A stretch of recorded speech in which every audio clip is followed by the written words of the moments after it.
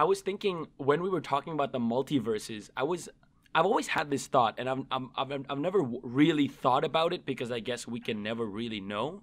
But do you think it's possible that the laws of physics are different in other universes? Like, for example, the speed of light is a little different.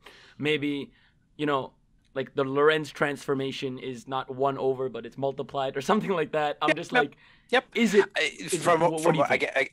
from what I have read, and I've listened to my colleagues give presentations in this regard, it's a commonly held expectation Mm-hmm. that the laws will vary from one universe to another. Will they be completely inverted? So gravity is not an attractive force; it's a repulsive force. I've never heard anybody go to that extent.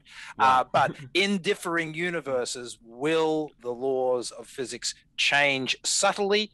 Yes, absolutely. That seems to be a common held belief. But again, it's theory. We've got no experimental evidence one way or the other. It is conjecture, and that's one nice thing about theoretical physics, theoretical astrophysics.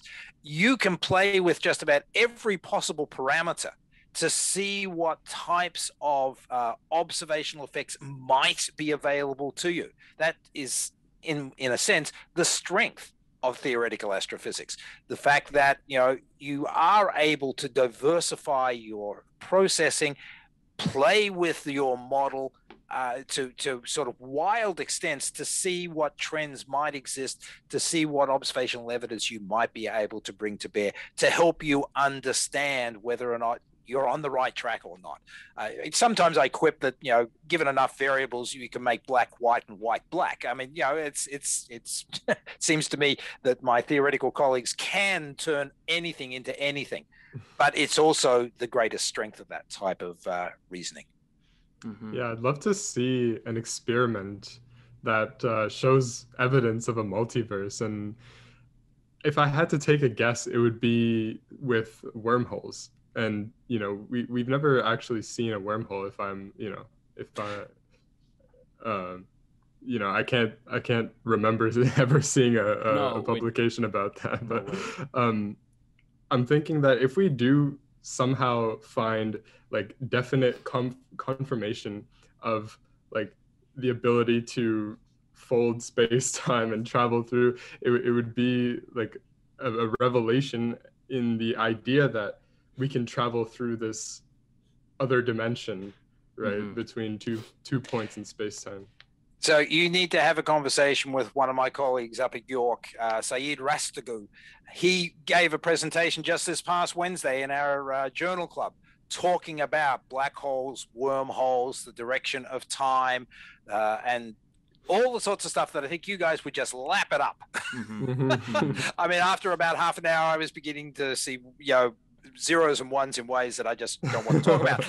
But it was really a fascinating expose, and it was all founded on relativistic theory, talking very, very definitively about the relationships between black holes, white holes, and wormholes.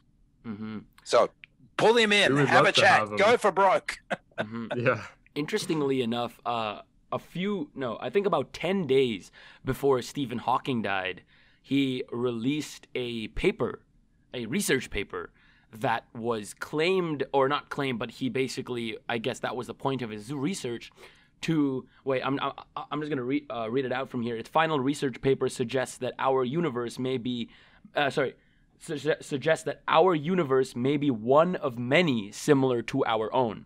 And this theory revolves around a cosmic paradox that was made by Stephen Hawking. And I just thought that that's an interesting thing to talk about, since we're talking about the potential for multiverses and the fact that Stephen Hawking himself, had this idea. I think that's pretty cool. It is an exciting area. That is for sure. As we have gotten more data about the first moments of our universe, when we look at maps, of the cosmic background, microwave background radiation, and the very subtle variations in temperature that we're detecting, and so on and so forth.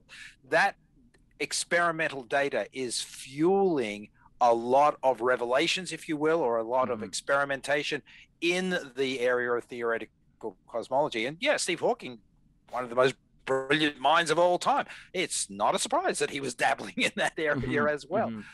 But as I said, it is an area that is not one of my comfort zones, but it is exciting for those graduate students who have got strong backgrounds in math as well as strong backgrounds in physics. There is no shortage of astrophysicists out there who are really dabbling in the multiverse. And, you know, I think over the next 10 or 20 years, we are going to see some really significant advances in this arena. And I hope that one of the things that we see coming out of their work are some real observational tests to help narrow down, to constrain the models. Because when all is said and done, that's what theory and observation are all about.